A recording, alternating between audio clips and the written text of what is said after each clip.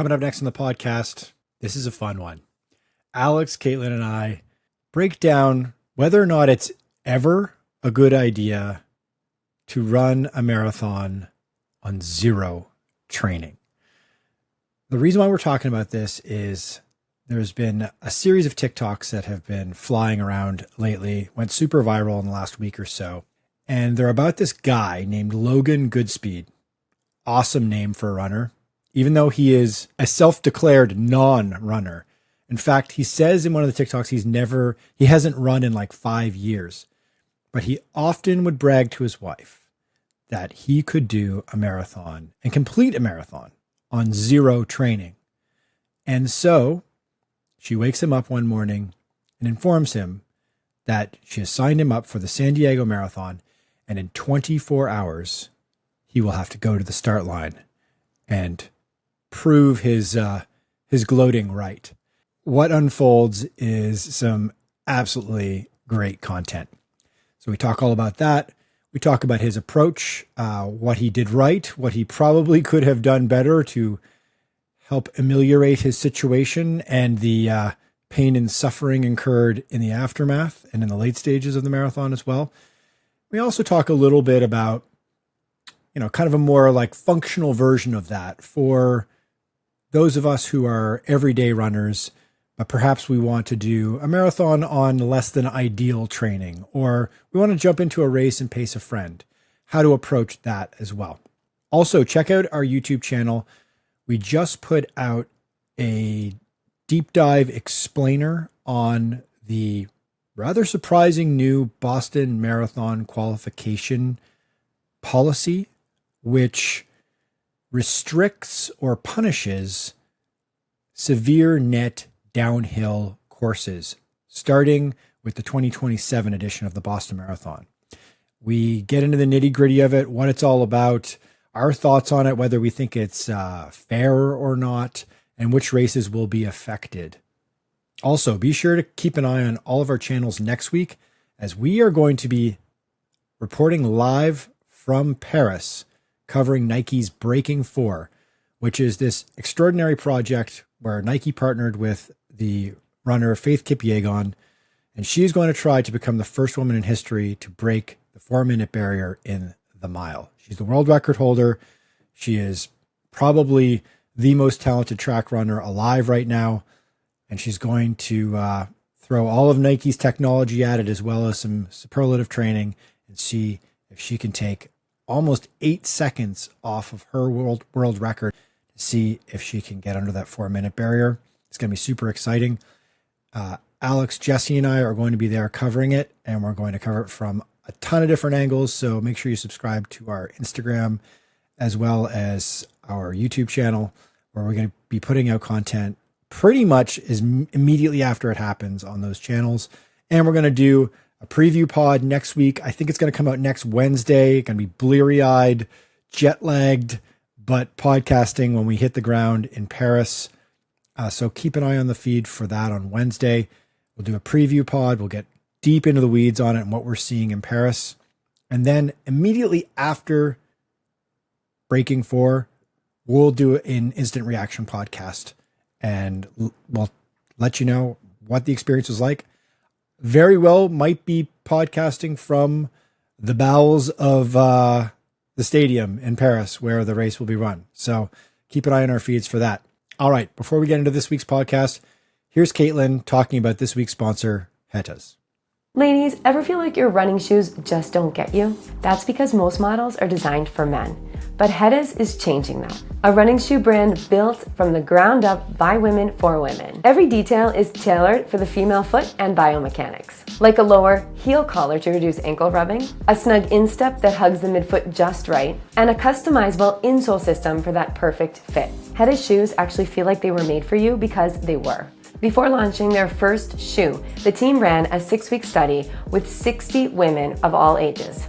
They logged 22 test runs and gathered feedback that shaped each of their design decisions. That research inspired the creation of 3 different models to suit a full spectrum of training. The full lineup includes the Alma Cruise, which is your go-to for recovery runs, the Alma Tempo, built for long daily miles, and the Alma Speed for fast intervals and short, speedy races. All 3 feature a light P-Bax plate sandwiched between 2 layers of responsive foam. It gives you energy return and support without sacrificing comfort. These aren't just great shoes, but they're part of a movement to put women's performance needs first. So if you're ready to feel the difference, check them out at hettas.com.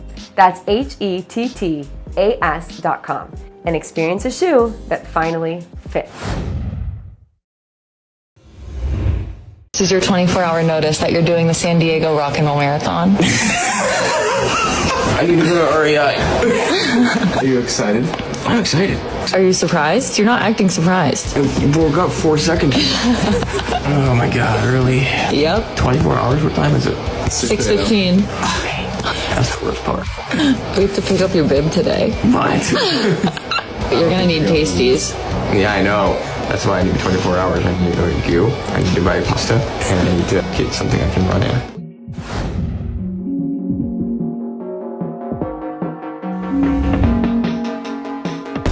The Marathon Handbook Podcast. I am joined today by my co-hosts Alex Sear and Katelyn Tocci. Guys, we're going to talk all about going 0 to hero, whether or not you should do a marathon off no training whatsoever. Oh boy. Before we get into this madness, I have to ask you both. We'll start with you first, Katelyn. Okay. What's the stupidest thing you've ever done? But running related? Or like in my entire life? Oh man, I'm so tempted to Let me say think my about it. entire life, but it's like we got to keep this PG-13 here. Hey! Not implying anything. Okay, let's keep it running related. What's the dumbest running thing you've ever done?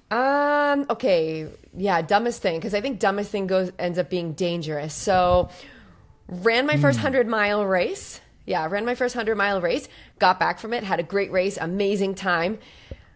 Wanted to run a race 3 weeks later, a 60K race. My coach said no. I went to run it and got like literally pulled out of it by the organization because I was walking around delirious and like talking to myself off course. Alex, you're probably like, ran a 100-mile race. You could have just stopped there. That's yeah. all you needed for an answer. I thought that was it. That beats me You just thought that was it? just with that. No, I thought mine was bad enough because I'm living it right now. I'm in the middle of it as we speak.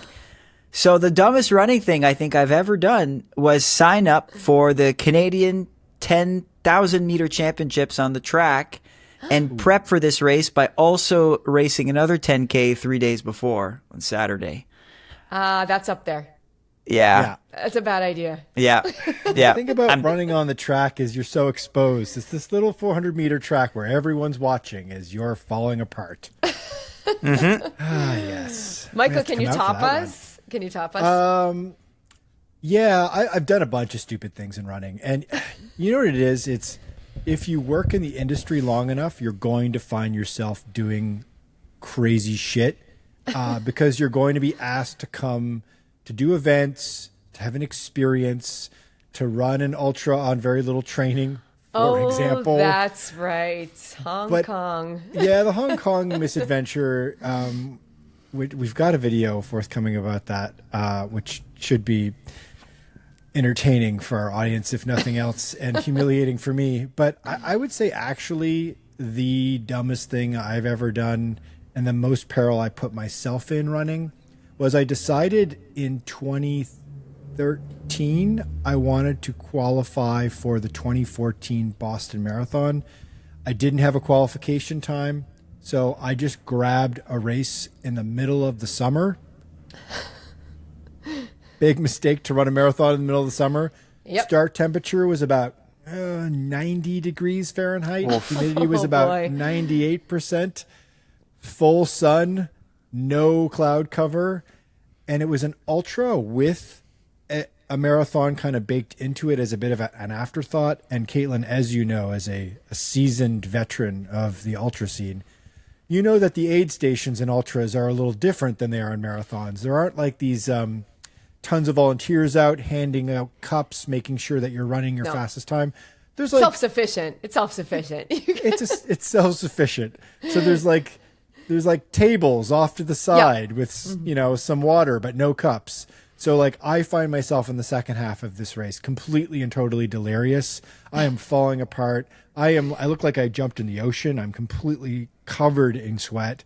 And I'm like grabbing lukewarm bottles of Coca-Cola and like pouring them on my head. It was like, oh my gosh. It was just an absolute disaster. And that was just the dumbest thing I've ever done in running. The second half of that race was so ugly.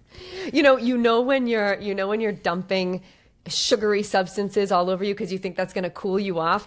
I had an athlete once at the end of an 80K race in Rincon de la Vieja. She got there and you could totally tell she was going into heat stroke, shaking bottles of Gatorade, and she's literally dousing herself with this sticky, disgusting Gatorade, and it wasn't even cold. Desperate. So you were desperate. Yeah. You get the football coach treatment. Yeah. To myself. Yes, exactly. But with no ice. That's a problem. And with 20K to go in a marathon. Yeah. So, and what you're used to also matters. Like in Canada, sometimes when it's that hot, they just cancel the race outright because people are not prepared for 90-degree temperatures. Right. Oh, yeah. And in this case, it was an ultra of various distances. And I think they were just kind of like, in the ultra scene, whatever, this is fine. It's difficult, but you take your time. But in my case, I was running under the gun. I was like, I got to get well under 3 hours to qualify for Boston.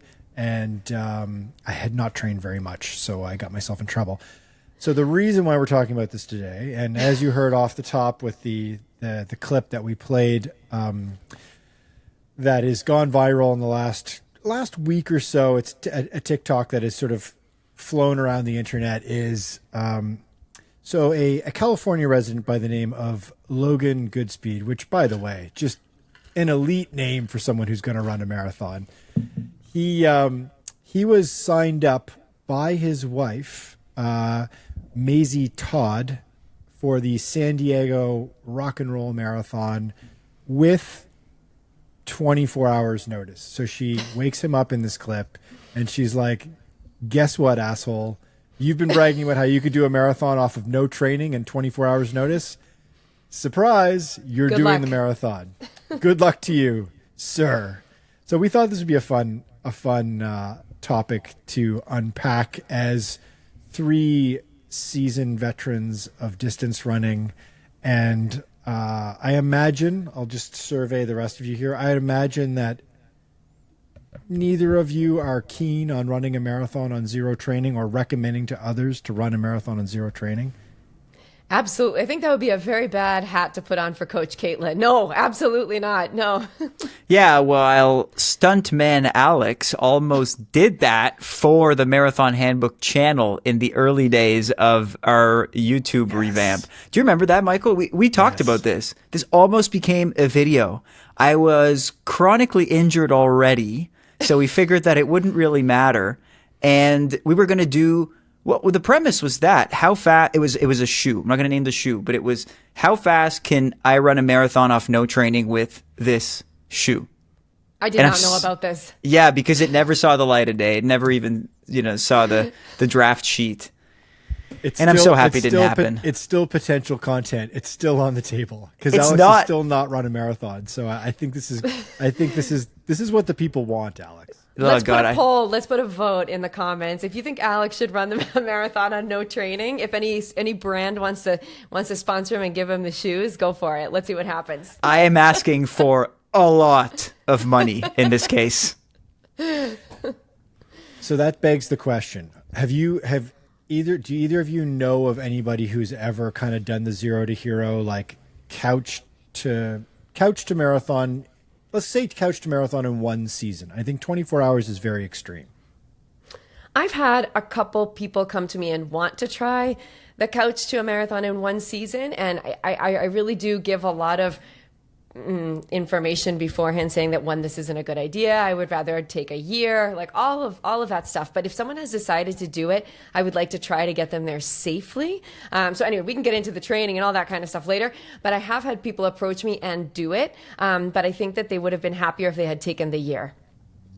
What's the least amount of prep, Katelyn, you've ever done for, let's say, marathon and up? Because we know that a marathon is just like a marathon's a nice Saturday for you.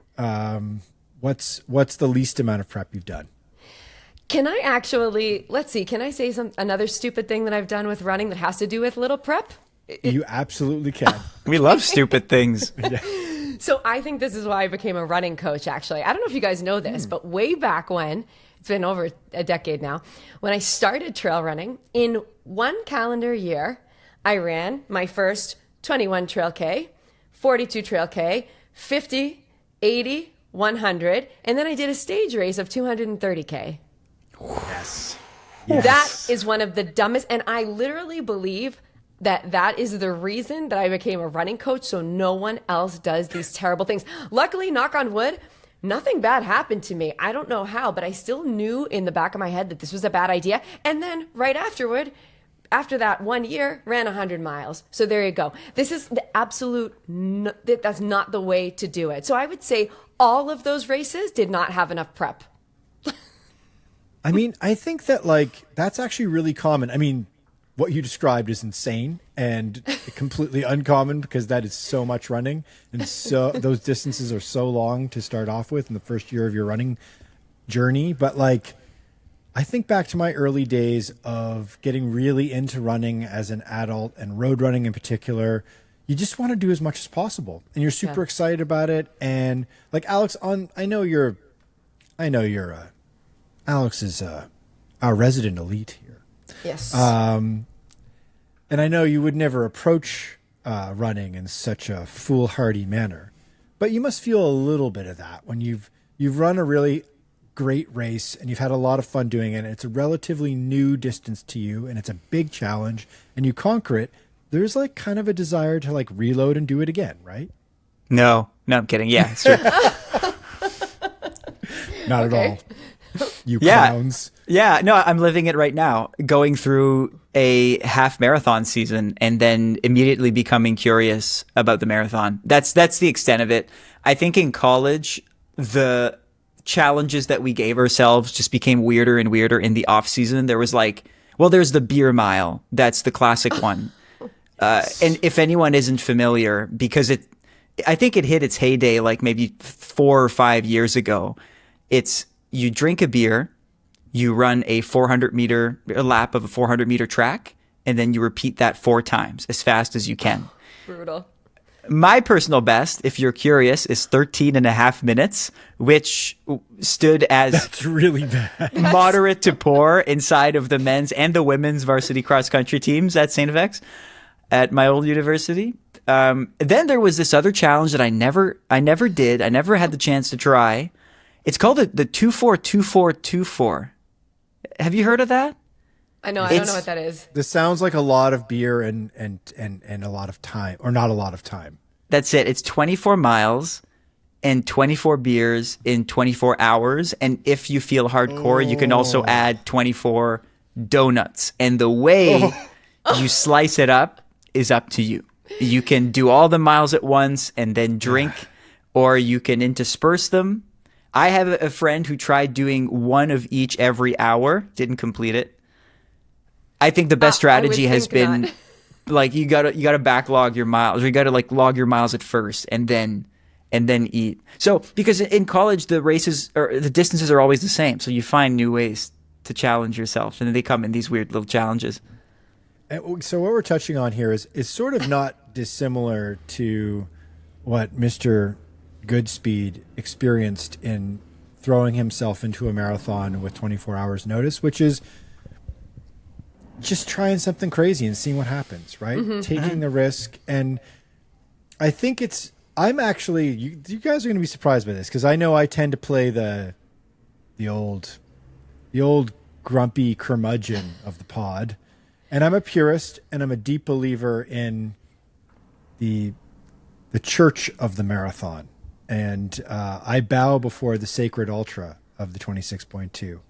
And I think that there's nothing more beautiful and life-affirming than piecing together over the course of not just one season, but many seasons, that quest for perfection. And that's like... wow.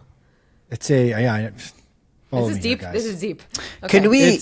It's not about even about a time in the marathon. It's about piecing together every aspect of marathon training over the course of many seasons and figuring out how to run that last 10 kilometers of the marathon. And that is a lifelong pursuit. Some people run their entire lives. Some elite runners I've spoken with have never quite figured out that last 10 kilometers of the marathon. They do all sorts of crazy training for many years. They're professionals. They're paid by brands. They can't figure out that last 10 kilometers. But fuck that. I am so into this guy just being like, you know what I'm going to do? I'm just going to do 20. I'm just going to do a marathon on 24 hours notice and I don't even run. That's insane. I'm totally okay with people trying stuff like this. I think worst case scenario, he develops a healthy respect for the distance. Best case scenario, maybe he catches the bug and he wants to do it again, right? Mm-hmm. Mm-hmm. Yeah. Or I you think could it's hate running for life. Yeah, and that's the third scenario. Yeah, but it also goes beyond him, what he did. His time puts a stake in the ground for everybody else, right? Now he and people who follow the journey understand that a 4-hour marathon is not all that easy. And also, I think it gives people who run a 7 or 8 hour marathon a little bit of get up and go, is saying, hey, this guy got off the couch and ran it in 6 hours. I can probably muster up something a little bit quicker. So let's take a quick break. And I want to ask you guys a couple of questions, one of which will be kind of the elephant in the room, a bit of a touchy subject, one that may offend, which is, if you walk a big chunk of a marathon, does it count? We'll be right back. Ooh.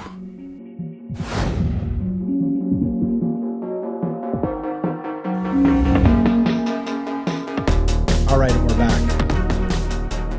I thought it would be fruitful to break down this viral TikTok. It's not just a clip. It was like a whole series of content here that his wife posted on her TikTok profile, which walks through the entire journey and actually provides a little bit of interesting insight into like how somebody who's going from absolutely no training and complete non-runner to finishing a marathon. Because, spoiler alert, this guy actually finished the marathon, and he finished it in, it's like just under 6 hours, if I'm not mistaken, guys. So 5:58.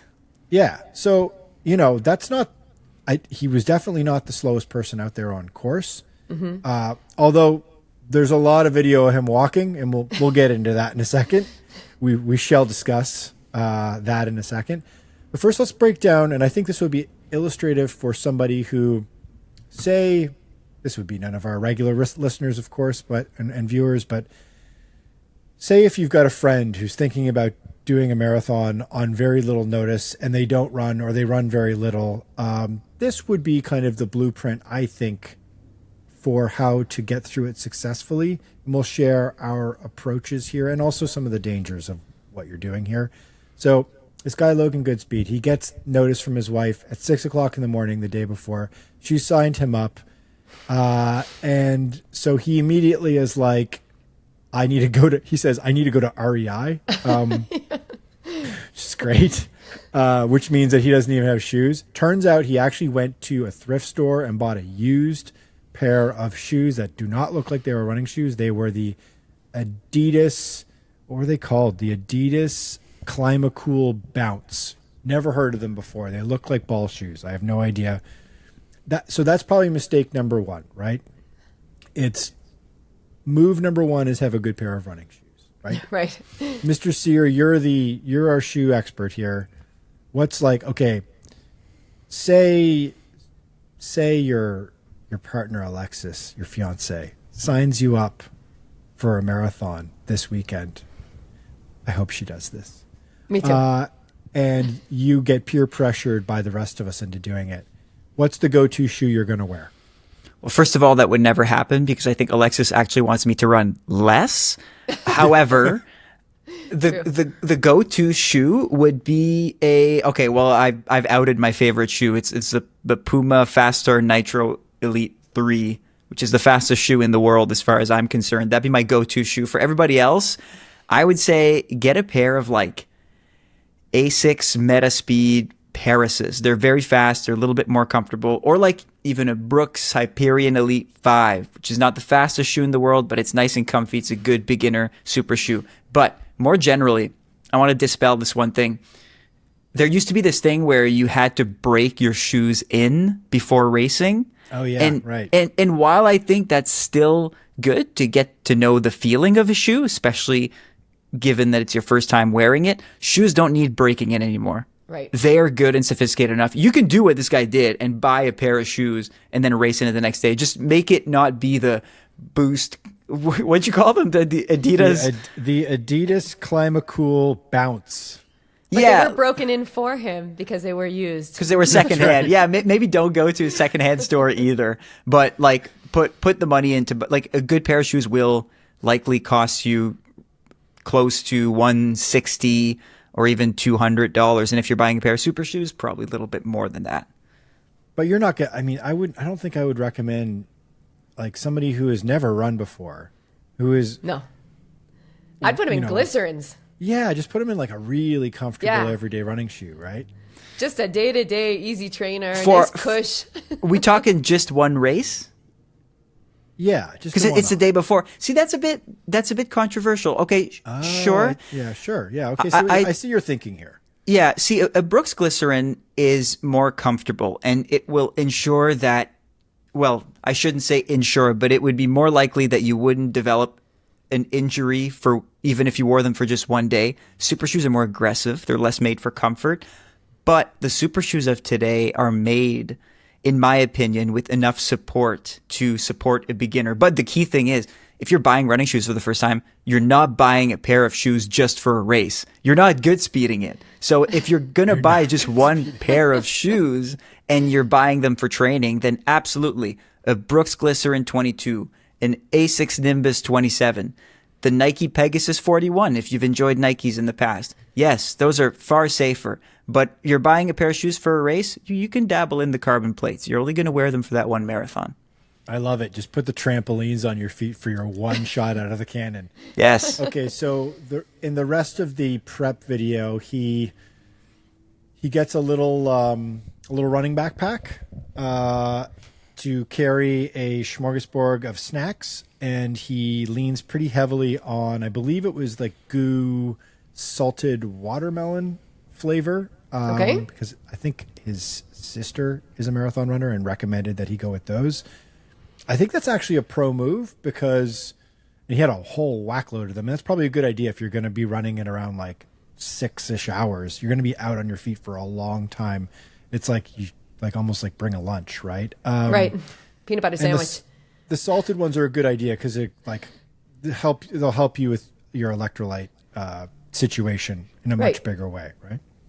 Backpack, Katelyn, would you wear a little backpack if you were out there for the long haul? Like, do you wear like a little like running vest when you do longer distance stuff? Oh yeah, I wear a running vest. I would use, if I were going to do a marathon with a running vest, there's actually an Ultimate Direction marathon vest that I had at one point because it's like super light and it's not expecting, it's not like those ultra vests with a ton of pockets and a ton of space, but it's just enough to put a bladder in the back if you want, or a bottle and all your gels. So yeah, I would feel that to be a lot more comfortable just because I'm used to wearing a running vest and I wouldn't have to stop. And that would be really nice. So I just like have all my snacks there, pulling them out, really comfortable, have some electrolyte water, some water and electrolytes up until whenever it ran out. And then I had to start going to the aid stations. I think the one key error the guy made, and I saw in some of the comments, he got chirped for this, which is he also got a little thing of Advil and because he was like, I'm just going to be in a lot of pain at some point here. So may want to pop a couple of Advil mid race. That's definitely a terrible idea. That's a no-no. No matter what you saw on Instagram, a while ago there was this campaign of influencers promoting Advil as effective painkillers to take during running. Don't do that. That's a bad plan. Can you imagine? It's such a bad idea if something is really starting to hurt you and you're getting seriously injured and you're masking the pain with Advil. Yeah, I would be really worried about something like that. I would never recommend to anyone taking painkillers while they're running. Yeah, and then he wore the race shirt, which is great. Do you guys have either of you ever worn the race shirt in a race? I have, yeah. Yeah? Yes, when I was forced to. At my university, they host a 5 mile and then a mile the next morning. And for that mile, it's an elite mile. So you have about 30 people who are racing it. And for the mile, everyone has to wear the shirt. It's just a t-shirt. It's like it's not a cotton t-shirt. It's a dry fit t-shirt. But I think they do it for the photos because it looks sharp down the street. So that's exactly it. That's why they do it. Here too, there was a race organization that actually made you run the trail ultras in their shirts. And I remember complaining a little bit about that because when it's an ultra, you really want to wear, what you're used to wearing because it could be chafing or uncomfortable. And I remember, and it did look very cool in the photos because everyone had the same shirt on and it looked nice. So I have also done that a bunch of times in races here. They make you wear the shirt. It's like a mandated thing. Like it's part of the rules. You have to wear the race shirt. I had to wear it, or you would get disqualified if you didn't. I did not like that rule, and it did change. Luckily, I'm sure there were a lot of complaints about it because you want to wear what's comfortable and what you're used to wearing. Isn't that rule number 1, right? The golden rule: don't try anything new on race day. And if they give you the shirt with your bib, that's going against everything we teach. It's kind of like it's seen, I think, by veteran runners as being a real kind of rookie, sort of naive, kind of sweet thing to see the runner wearing the race shirt on race day for that race. But I kind of love it. I don't know if I've ever actually done it before myself. Now I feel like I should, just to kind of follow through with the experience, but just feel so out of place, right? So, and the one thing he mentioned, but he or his wife rather, didn't mercifully did not document was he was going to get some sort of little pasties or some little nipple covers for which I think is absolutely mandatory, especially if you don't have the well-worn nipples of a experienced distance runner. Chiseled away by a summer of sweating. These things are cutting through my t-shirt right now. Like a pair of diamonds on Alex Sear there. Oh my God. I would definitely recommend a product called Body Glide for anybody who's new to running. Is you just slather yourself in that stuff, because especially in a race like San Diego, which has fairly mild weather, and it could be pretty hot if you're running for 6 hours. What else are we missing here? Like hat, sunglasses, the usual, like anything you would do for any sort of outdoor sports activity for a long period of time. I think I think a surprise perhaps if you've never run a race before is they're pretty well set up at this stage, especially a race like a San Diego Rock and Roll Marathon. You're going to have water stations and hydration, and you're going to have presumably gels on the course, and you don't even probably really need to bring anything with you. I mean, that's the whole idea of the marathon, is they're trying to cater to your needs for the race, right? So I guess watch would be the last thing. But if you're just aiming on finishing, you don't even really need that. The only question is knowing what the cutoff time is, right? Yep, that's the most important. And so that leads me to the next question. And hopefully this doesn't get us in trouble here, guys. Oh boy. How much are you allowed to walk of a marathon before you guys feel like it doesn't count, that you could claim you ran a marathon? Okay, so I've lived a good life until now. I'm ready to be put on the stand. But I have a sharp take on this, and people might disagree. A marathon only counts if you went as fast as you could. It doesn't matter. Whoa, okay. It doesn't matter. It doesn't matter how fast that is. And it doesn't matter what your finishing time is. It matters what your intention was throughout the marathon. If the fastest you can go is 7 hours and you worked hard for those 7 hours and you finished in those 7 hours and you ran 10 of the kilometers and you walked 32, that's okay. Your intention was right. Meanwhile, if you're a 2:20 marathoner and you run the first 20K and you walk the second half and you run you finish with a time of 3.5 hours, that doesn't really count. So it's not really about speed. For me, it's more about the intention.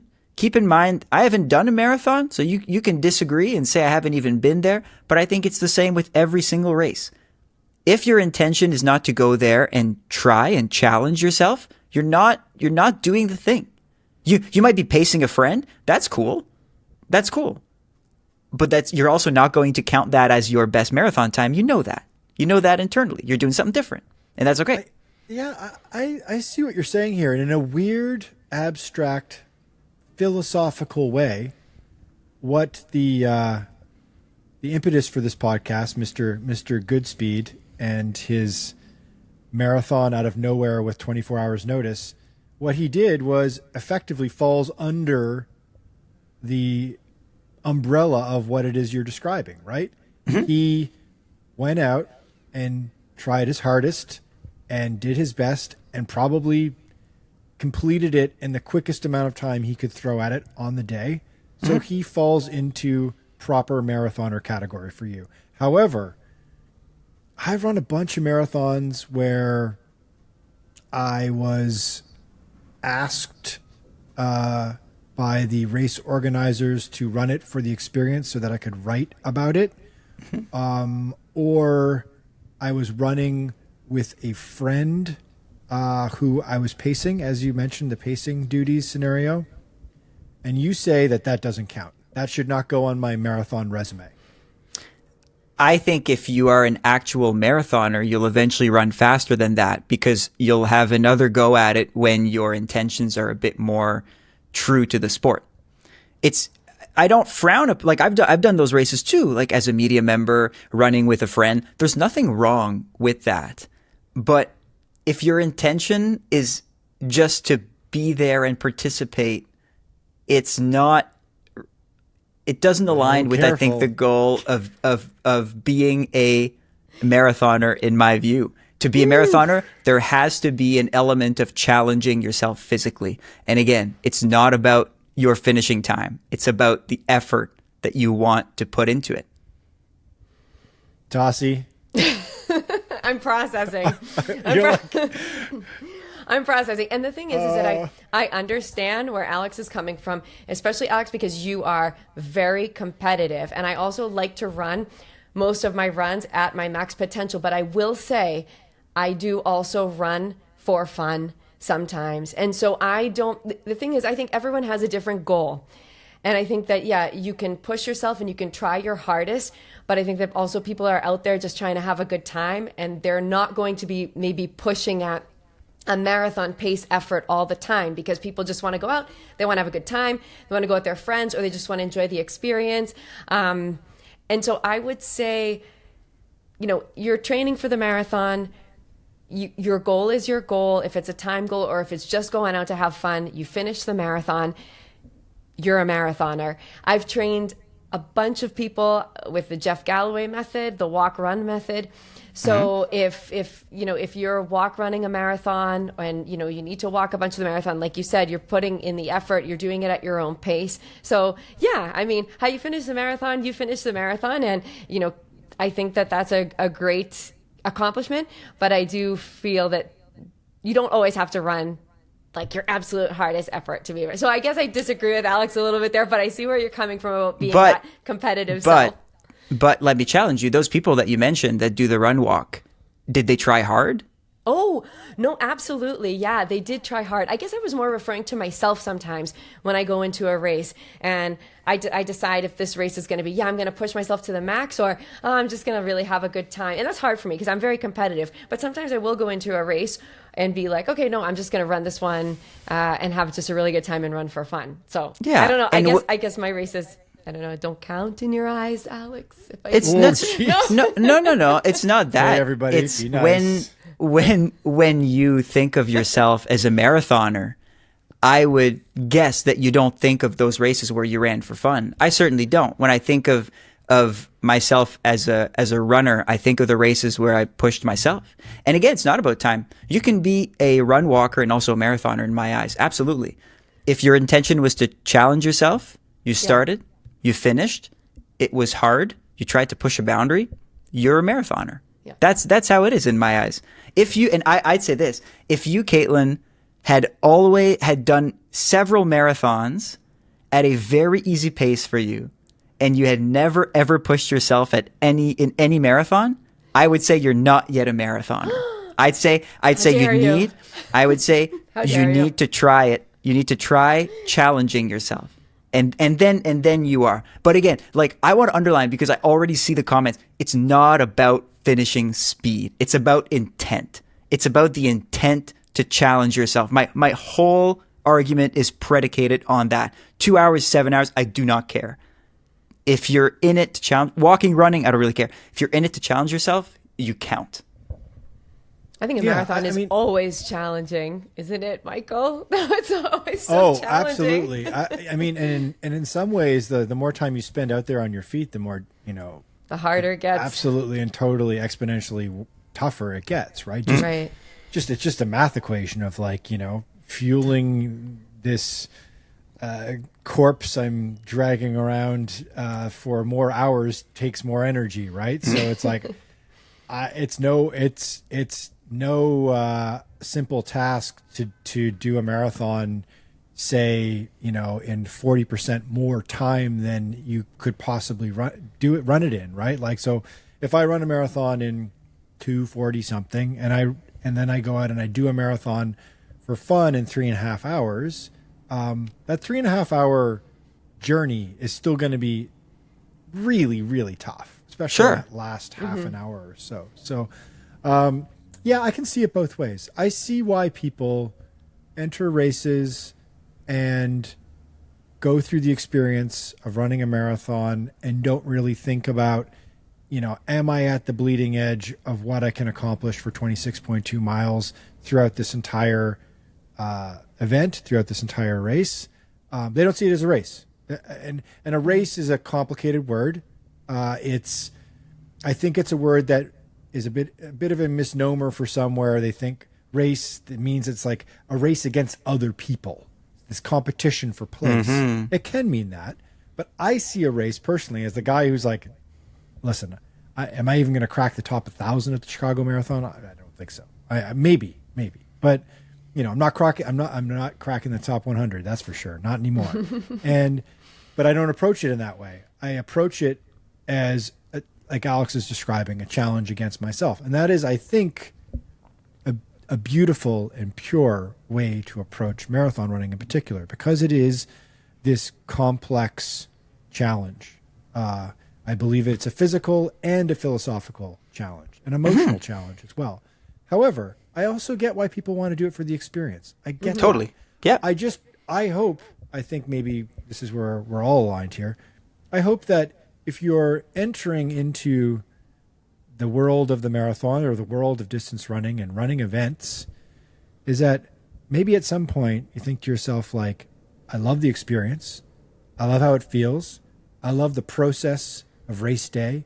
I love the vibes. Maybe let me see if I can piece together a season where I challenge myself to see how good I can be.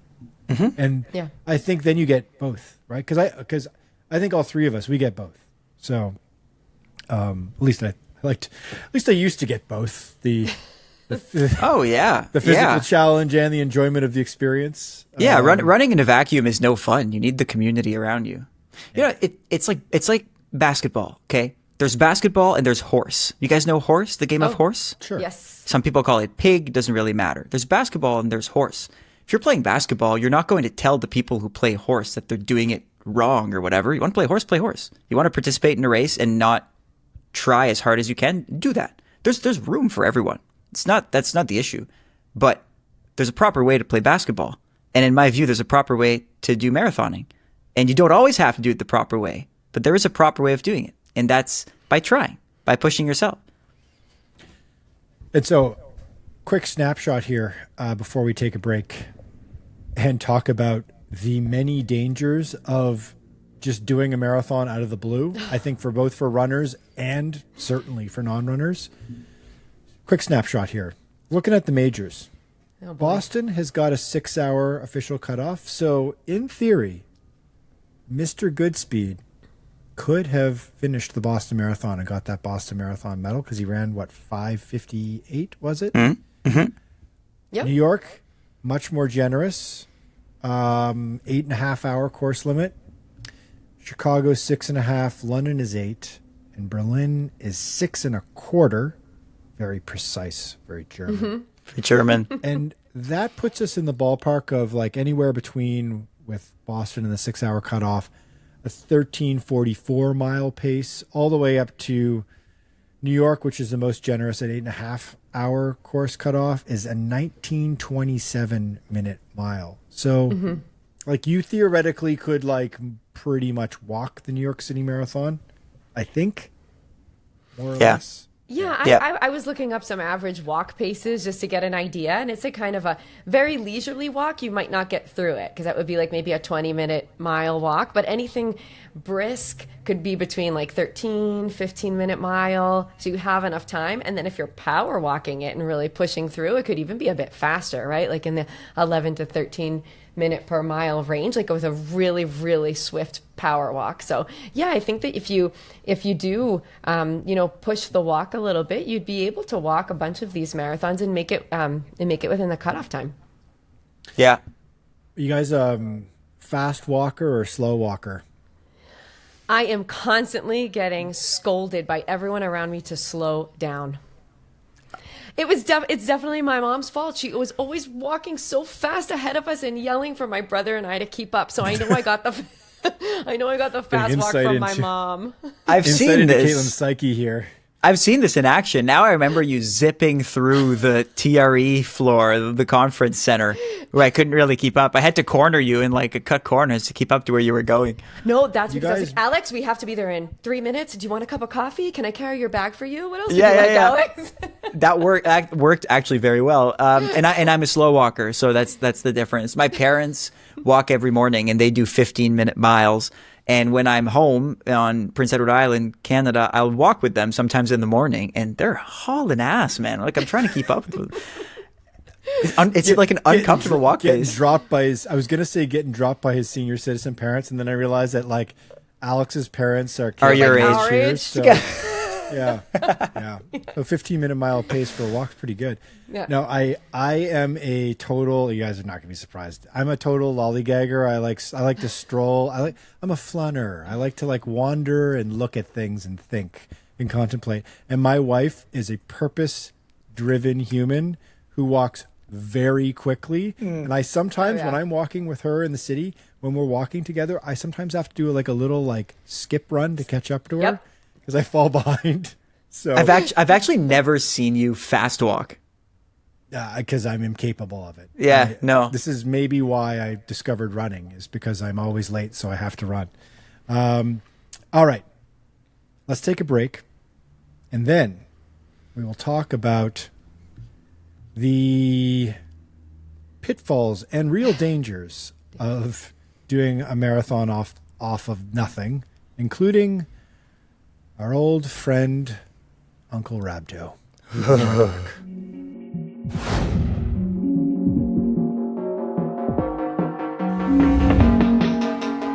All right, and we're back. So, some of the dangers you can run into if you are deciding to do a marathon or some form of extreme endurance challenge off of little to no training. I think the big one that keeps coming up is, I have no idea how to pronounce this correctly, so I'm going to embarrass myself. Help me. Rhabdomyolysis. Rhabdomyolysis. For some reason, people refer to it as Uncle Rhabdo, and there's like a character involved of like the sort of like evil, the evil uncle, like a bridge troll waiting to jump you.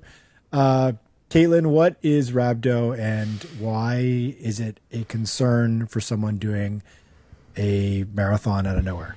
Okay, well, I'm not a doctor, as we all know, but I have seen cases of rhabdo, especially here in Costa Rica, because it can be kind of pushed along with dehydration. So if you're dehydrated, or you have like your electrolytes aren't on point, from what I understand, you have a higher chance of developing this. So it's basically when a condition where your muscle fibers break down really quickly and release a protein, and excuse my pronunciation because it's called like myoglobin.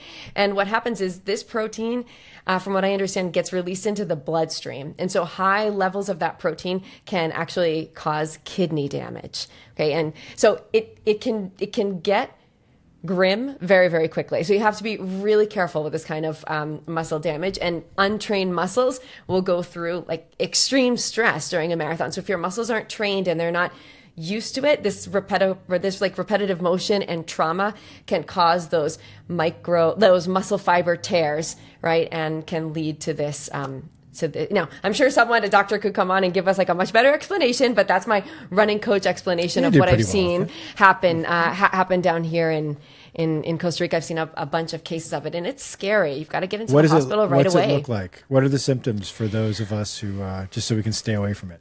What I've seen here is that I've seen people that it seems like they have severe dehydration, but I think that we actually are seeing the severe dehydration symptoms, the heat stroke, before you see the rhabdo, which I think is more like severe muscle pain and swelling. But I remember seeing someone in Rincon de la Vieja in this race here. I've mentioned it so many times because it's so hot, where, just kind of delirium, like not quite sure where they are. And I think that that's more the dehydration, though, previous to when the rhabdo sets in. I've seen a few examples here. Same here, not a doctor, but kidney damage, right, means peeing weird colors. Yes. If you start peeing weird colors, you should really be concerned and be careful. like Coke. Yes. You don't want it to become Coke colored, right? So, and I think there's like a lot of weakness, fatigue, that sort of thing that sets in when this is coming on. So it's really dangerous. Please don't run on no training. So our pro tip is, if you hit a porta potty mid-marathon and you're streaming Coca-Cola out of yourself, then you know it's time to call it quits. Something is wrong. No doubt. It could be just severe dehydration, but that's still a reason to stop and get rehydrated. A weird rabbit hole that we went down in researching rhabdo was, I guess it's like it became kind of a notable thing and kind of a curiosity in the last, I'd say, 10 years when CrossFit became really popular. And so you get like Vice.com stories about like the cult of rhabdo in a CrossFit box, where like, I guess there's a character called Pukey the Clown, which is like a oh no, like something out of like a horror film cartoon. It's like a cartoon clown vomiting everywhere, and this is a thing I guess you would see at some of the more like insane hardcore CrossFit gyms. It's like, if you got the signs of rhabdo, you'd like put your name on the mural where Pukey the Clown was in the gym, which sounds really, really, really irresponsible and stupid. But when you get in these rabbit holes, like what websites do you go on? Share with us. I have to put a VPN on, and I use something called the torrent. No, I'm kidding. I share you guys the links, so you're. Oh, that's true. Yeah, we're in the hole with you. Yeah, yes. Exactly. Yes. All right. I've devised a little game for us to play before we wrap for the day. We're gonna call it Marathon MacGyver. I have a question for you, Alex Sear. Do you have any idea what we're referring to when Katelyn and I say the TV show MacGyver? Yeah, but only by association. Like, I know it's some type of TV character, and MacGyver now means like creating something with not much, but I don't know who was the first. MacGyver was a person? MacGyver was was. the namesake of the show and the main character in the show. Yes. And yeah. He basically, the conceit of every episode was he would find himself in some challenging situation. It was like an 80s show, I think, Katelyn. Do you remember MacGyver? You know, I didn't watch much of it. I think it was a teeny bit like before. Like, we would have been watching reruns, Michael, right? We're not. Yeah, we would have been. Probably, yeah, we would have been watching reruns. But yeah, when you MacGyver something, you're like trying to fix it up in a very clever way. Yeah. He would always seem to get like taken hostage by some Colombian drug cartel gang, and then he would have to like break out of their makeshift prison, and he would use like a paper clip, some chewing gum, and some sort of resin from the local plant to create an explosive to blow the door open. Anyway, Right. So Marathon MacGyver, and this would be an excellent. This would be an excellent like batshit TV like Survivor, like a game show, like a survivalist show. You have to your teammate wakes you up and they're like, you have 1 hour and then you're going to the start line of a marathon. But before you can start the marathon, you can go to this table and you can grab one of these several items from these different categories, and then you must go to the start line and compete in your marathon. So I've got... Okay, do we have access? Like, so this isn't like we're in our house, like Logan, and we have to just grab things that are in our home. We actually have running related gear and, I don't know, supplies. Marathon MacGyver is actually sponsored by REI. So you can actually go into an outdoor store and get anything you need, and also a running shop as well. So grab one gear item, grab one type of food or fuel that you're going to use, like one category of. You have to prepare one motivational hack, and then you also have to adopt one wild card or ridiculous tactic. Mr. Sear, we'll start with you.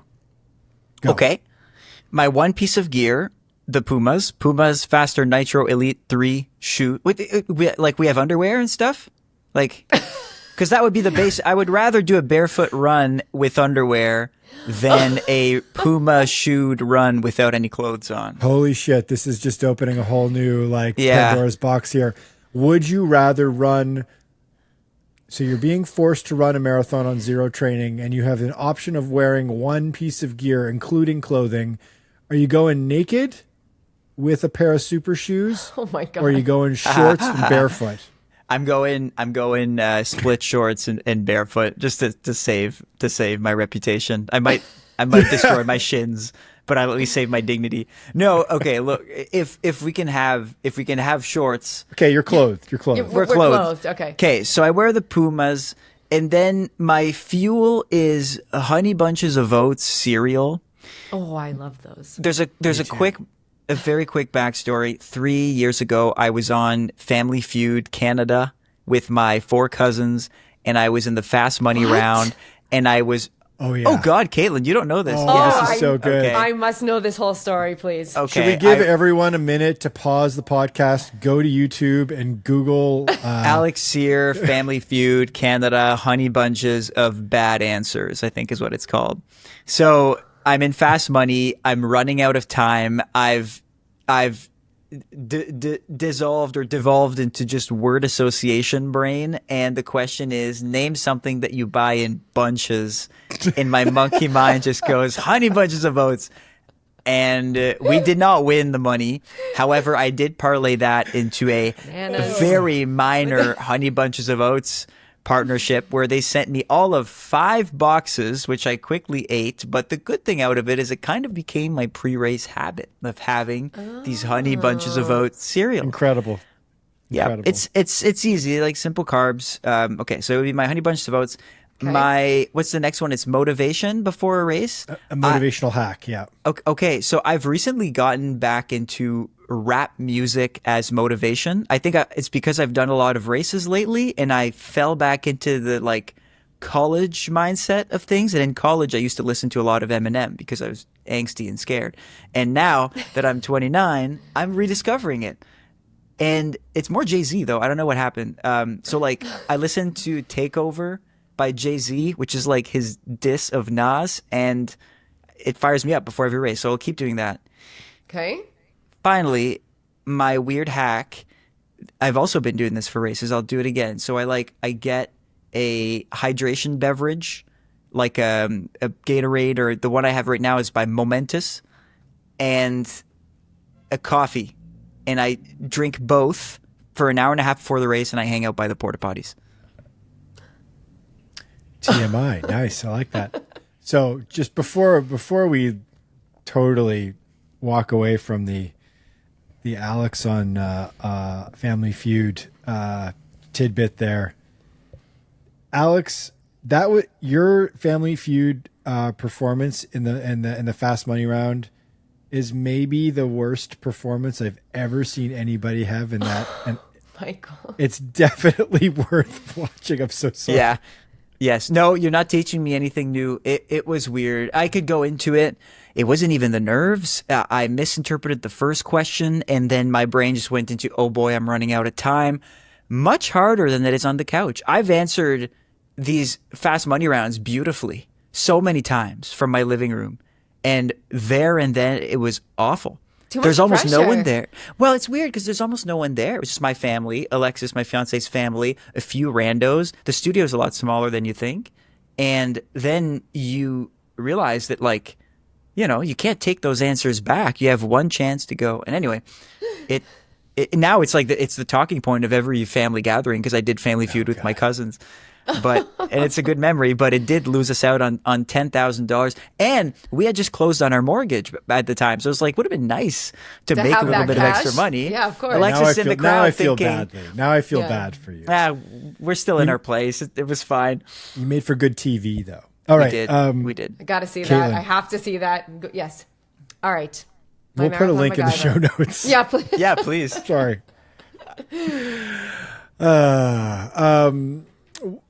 Marathon MacGyver, what are you grabbing from the gear table? All right. Gear table. I'm also grabbing any pair of my most comfortable shoes. So I don't know, my race shoes are the Nike Vaporflies. So I'm going to grab the Nike Vaporflies because I feel like I don't want blisters or something that's going to stop me from running. So I'm going with Alex's with shoes, number one piece of gear. For food and fuel, even though it's not the most delicious, I'll grab my green apple caffeine power gels because I know I can eat those before, during the race and be fueled up. Motivational hack. Let's see. I'm going to chill a bottle of my favorite cava and put it in the fridge and think about when I finish this race. Oh, well done. I'm going to celebrate with that. And then let's see, a ridiculous tactic.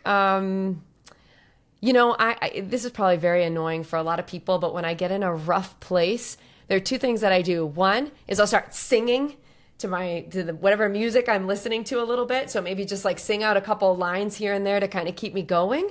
So I think maybe something ridiculous that I do during races is I'll like break open in song just to kind of get me going. So that probably looks ridiculous to a lot of people. Amazing. I like it. I want to try that next time I'm like battling it out with some dude in a 10K.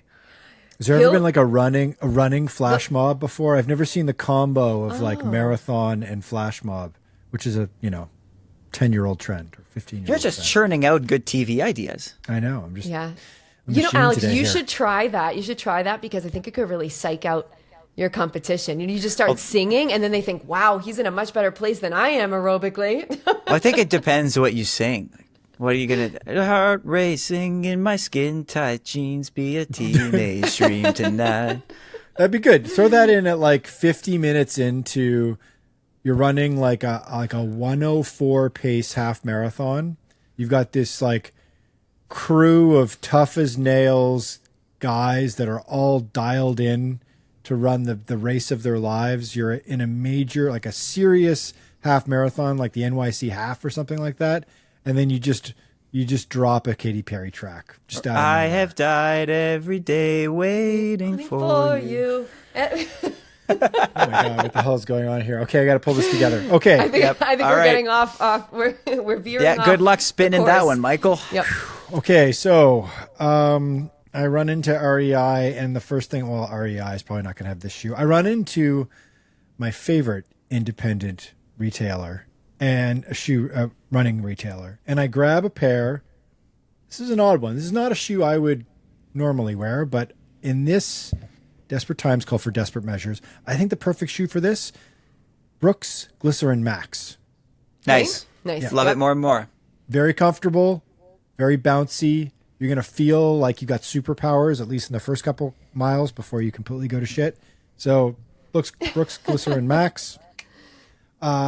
Food or fuel? Swedish berries. I was going to say Morton, but I'm like, Morton probably is a good bet because, the biohacking feature where it allows you to like take a lot of it in and your stomach lining will absorb it without kind of making you poop. So, but I'm going to go Swedish berries because I think it's nice to have like something sugary and carby, but also something that you can snack and even like carb load on in advance. Is that like Swedish fish? What are Swedish berries? Kind of, gummies? yeah. This might be a Canadian only thing. They don't even have them in Sweden. They are like Swedish fish. They are Swedish fish, but shaped like berries. Okay, thank you. Gummies. Yes, so Swedish fish. Gummies. Yeah. Okay. One motivational hack. Very simple. Mantra. Come up with a mantra. Come up with something extremely, extremely easy to remember. Something that you don't mind repeating to yourself over and over again. In one of the most grueling, awful, torturous marathons I've ever run, I found myself saying the word work probably 10,000 times in a row. Like work, work, work, work with every foot strike. And it just got me through about 10 or 12 really awful kilometers at the end. So I'm going to say work 1,000 times or more. Okay. One ridiculous tactic. This is a tough one because this is such a broad concept. I was tempted to say just like go out the night before and drink a whole bunch of beers and see what happens. Probably not the best idea because of dehydration. How is that a tactic? Okay, so here's my tactic. AirPods. I don't listen to music when I run marathons. I've never listened to a second of any music in a race ever. I'm opposed to it. But I think in this situation, I'd get the AirPods in and I would listen to one album on repeat for the entire race because I know that this album is just absolutely killer for doing something very hard in aerobic. And that is Daft Punk's Alive 2007, I believe is the album. It's a live album by Daft Punk. It's incredible. Okay. It's like, fun. It's like 75 minutes of bangers. It's great. That's what I would go with. All right, guys. What do you think? Who do you think's got the best marathon MacGyver? I mean, we're probably all biased for our own. I think the listeners got to decide. Yeah. Okay. We'll let the listeners decide. Let us know in the comments. You can comment on our YouTube channel. We put up a video version of this. If you aren't watching it on YouTube, we put a video version of it up every week at 5 o'clock in the morning Eastern time on Thursdays when our episodes drop. You can also watch it on Spotify because they can now do video versions of podcasts on Spotify. You can also leave comments in Spotify as well, which is great. Do us a favor and subscribe and share our podcast and provide a review. They are super helpful for us reaching other runners like yourselves. So what do you say, Cyr? Are you going to run a marathon off of no prep? Are you going to do it? Don't be a coward. Well, that means I need to get unfit. I'm as fit as I've ever been. Oh, right boy. now. Perfect timing. Yeah, let's do perfect this. timing. I think maybe we're too precious sometimes with these things. Like, Katelyn, should we just you're just going to wake up tomorrow morning and say like, to hell with it. I'm just going to run 42 kilometers tomorrow morning. Just going to see what happens. Oh boy. Well, okay, because that's kind of getting into my long run ranges for the 100-miler. So I guess I could do it. It just wouldn't be. I wouldn't be racing it. No, come on, it's not a flex. It's just, it's just the reality of my training on the weekends. Actually, this weekend I will be doing that because I'm running a sky race this weekend to train 50K. Oh, nice. There you go. We'll see how that goes. Very good. Oh, good luck. Thank you. Good luck to you, Katelyn. I'm actually doing something similar to this on the weekend, which is I am going to the White Mountains in New Hampshire, and I'm running about 50-ish kilometers a circuit, hitting a bunch of the peaks in the mountains. And I have not done any sort of training for this, and I actually have not been running a lot in the last month or so. So I'm going to be doing a variation on this. I'll be thinking of Mr. Goodspeed as I'm running around the White Mountains. Okay, gang. And I'll say, good speed to you. All right, talk to you next week. Bye.